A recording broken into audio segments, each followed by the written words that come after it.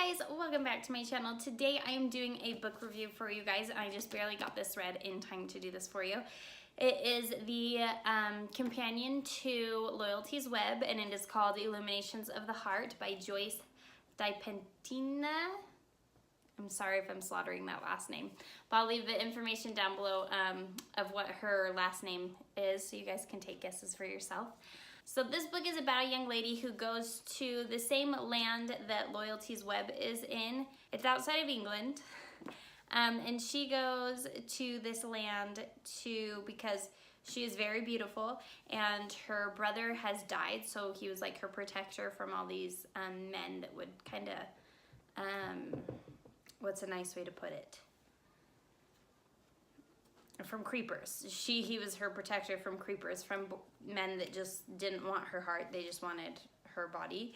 And so he goes and he dies, and in his will he says that she is supposed to go live with, and there's nobody else in her family that's living that she knows of. There's no relatives that are living. So she goes and ends up living with a friend of her brother Simon's, and he writes it in his will that like everything, and she's from Venice, and so he writes in his will that she is to go live with this friend that he met on a journey to the Holy Land. And he said he trusted him and that she could go live with him. And so she ends up obeying, and she goes and she takes Luciana with her, who is someone that has been with her since birth. It was her mother's maid. And so she takes her with her kind of as her protector. She's an older, wiser lady that can protect her and kind of keep her safe on the road. And she also goes with a group of knights as well. And along on her way to the castle, she actually gets ambushed, and that's where everything kind of starts to fall into place. She gets ambushed by these roadside robbers. She gets rescued by a lord of Prince Richard's, and then the lord delivers her to her final destination where she is supposed to go. And while she is there, she meets the man who is in the other book, so I'm not going to give it away who it is, but she meets the man that her brother Simon has left her with. And then she gives him the letter that Simon wrote, and Simon has told him that he is supposed to find her a husband and have her be married, and she is not okay with that. Her name is Siri. She is not okay with that. She was just planning on living a regular life. She'd already been married before, and so she's a widow. And so she isn't okay with that. She's not okay that somebody else is trying to take control for her future and her destiny. And so,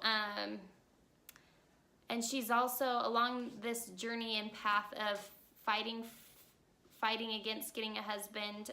She falls in love with the man that she meets at the castle. And he can't love her for reasons that she looks like his old wife. And so he can't love her. He can't fully give her his heart when he is afraid that it's just because she reminds him of somebody else that he knew. So she is a little bit frustrated by that. But he's trying to be a gentleman and just be like, hey, you look exactly like her. You could be her twin, and I can't bring you into a relationship when I'm wanting you to be somebody else.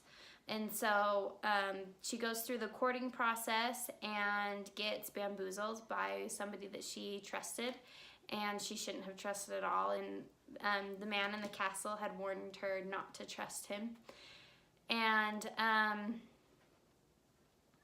anyway, so it just kind of spirals into this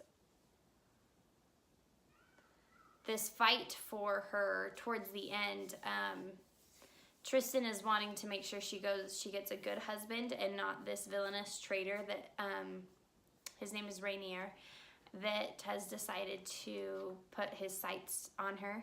And she doesn't listen to the man of the castle. Instead, she falls for Rainier's smooth talk, and it leads into this battle and this trust, and it actually ends up going as far as reaching Prince Richard, and they have to go to see Prince Richard.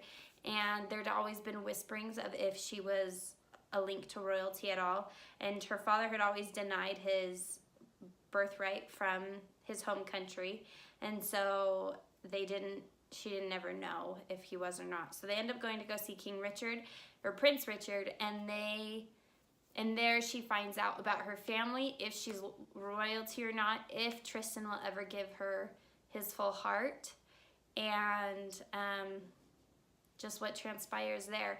It was a really good read. It is rather long, and there are some parts that you kind of feel like could have been left out, but it was worth the read. There's 425 pages in this book. This is a book that I have had for many, many years.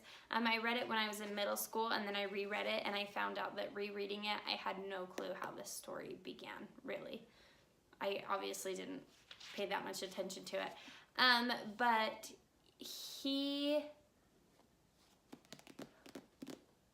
But yeah, I really like this book. It's a great companion to Loyalty's Web. I liked Loyalty's Web just a little bit better because it's a little bit shorter and it kind of gets to the point a little bit quicker. This one, you know how it's going to end. You know